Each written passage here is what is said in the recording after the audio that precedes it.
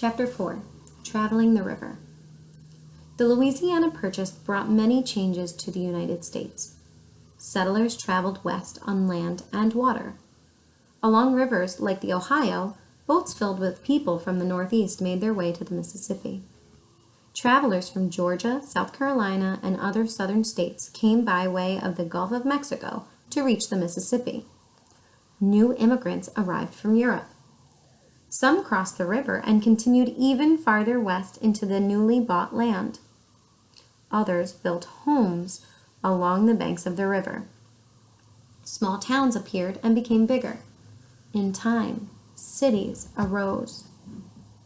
Travel along the river began to change, too. Swift currents had always made traveling downriver easier and faster than going up the river. Early settlers had used homemade rafts and other flat-bottom boats. They floated furs, flour, pork, and other goods quickly downriver where they would be sold to Indians.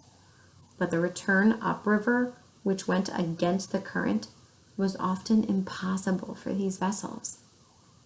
By 1800, keels, broadhorns, and other barges filled with coffee, sugar, cotton, logs, potatoes, lumber, furniture, and animals managed to get upriver, but it wasn't easy. Men pushed long shoulder poles along the bottom of the river to keep the boats moving, or pulled them forward from the riverbanks with strong ropes. Many round-trip journeys from the upper Mississippi down to New Orleans and back took 9 months. There had to be a better way to travel north against the current. In 1807, a man named Robert Fulton built a new kind of wooden boat. Fulton's boat, called the Clermont, was powered by an engine fueled by steam hot enough to turn paddles on the side or back of the boat. Some people called his boat Fulton's Folly. A folly is a crazy idea. Others thought it would change river travel forever. They were right. In 1811, a steamboat traveled along the Mississippi for the first time. Called the New Orleans, Fulton's newest boat began its journey in Pittsburgh, Pennsylvania. It traveled down the Ohio River and entered the Mississippi near Cairo, Illinois. As it headed south to New Orleans, Fulton stopped from time to time and turned the boat around against the current.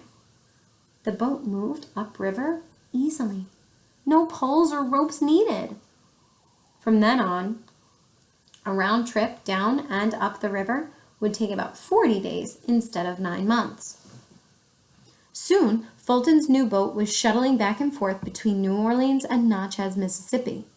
Crowds gathered and hopped aboard at cities in between.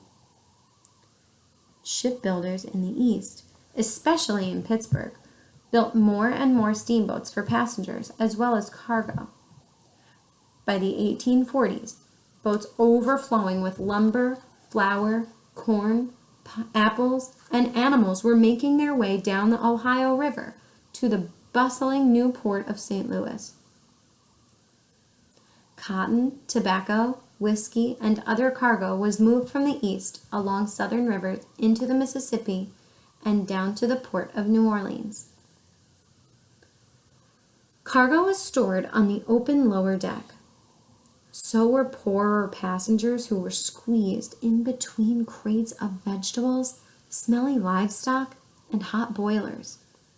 They brought their own food and slept on bales of cotton or sacks of grain. Upstairs, the first-class accommodations were very different. On many boats, passengers who could afford the higher fare slept in fancy private rooms. Women dressed in expensive gowns. Men wore suits. They were served fine food and whiskey in beautiful dining rooms. It didn't take long for word of these floating palaces to spread through cities along the lower Mississippi. Everyone, it seemed, wanted to catch a ride to Memphis, Tennessee, where they could listen to street music that would later be called the blues. Others stayed aboard, gambling all the way to New Orleans. Often, there were professional gamblers among the passengers. Many boarded in New Orleans and rode upriver, cheating money out of rich passengers. Furious victims complained, but river pilots had something important to attend to: the safety of their boats. Pilots on the first steamboats had to learn how to avoid huge floating logs and branches, piles of sand called sandbars that had been formed by the currents, broken tree limbs, and pumpkins, timber, and everything else that had fallen off floating rafts. At first, collisions with other boats were common. There were dangers aboard the boats as well.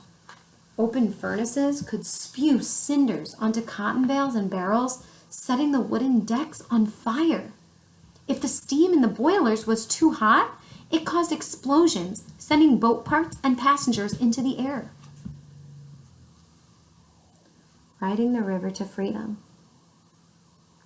Because the Mississippi crossed slave states as well as free states, a steamboat could offer the means of escape. How did this happen? Slave owners would often rent out their slaves to work as extra crew on riverboats. Once aboard ships, the slaves saw from the other crew members, many were free black men, what a free life was like. So, when a riverboat landed in a free state port, they jumped ship and fled. While some runaway slaves got help from members of the Underground Railroad once they reached the North, many were forced to find their own way to freedom. Steamboat races were common and also risky. Which boat would get to the next city first? Gamblers on the ships and along the riverbanks placed bets. Passengers begged the pilots to add more fuel and speed up. Push it harder, move it faster, until sometimes, instead of winning, the pressure of the steam in the boiler caused a giant explosion. By 1900, oil and coal had replaced wood fuel for the most part. There were fewer fires and explosions. Safety laws were passed. Steamboat races were no longer allowed. There were new laws about overcrowding and gambling. Many were pleased with the changes and the fact that boats became even more luxurious. But others pined for the good old days when riding the river had been dangerous and exciting. The Natchez and the Robert E. Lee. One of the most famous steamboat races took place in 1870. Starting in New Orleans, the Natchez and the Robert E. Lee raced north to St. Louis.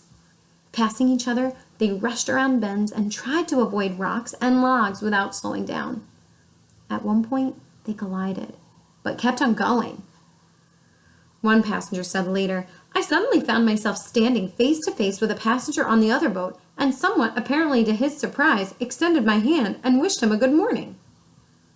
The Robert E. Lee won, making the trip in 3 days. It was 6 hours ahead of the Natchez. By the 1930s, the steamboat era was coming to an end. Railroad tracks snaked all over the United States now. It was easier to move freight by train. Before long, only tourists rode steamboats on the mighty Mississippi. They still do to this day.